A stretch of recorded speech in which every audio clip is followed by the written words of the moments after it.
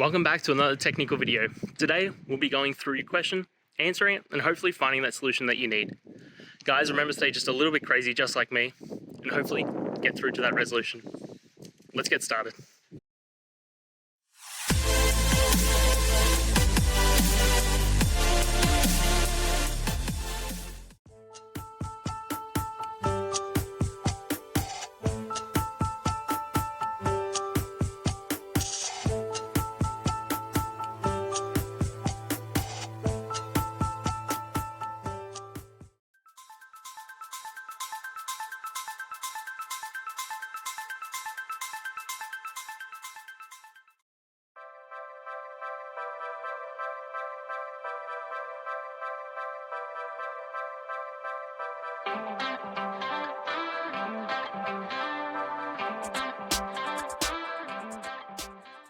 And that's it, guys. We've gone through the solutions and I'm hoping that it resolved your issue.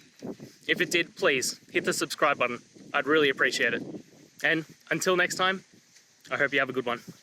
Cheers.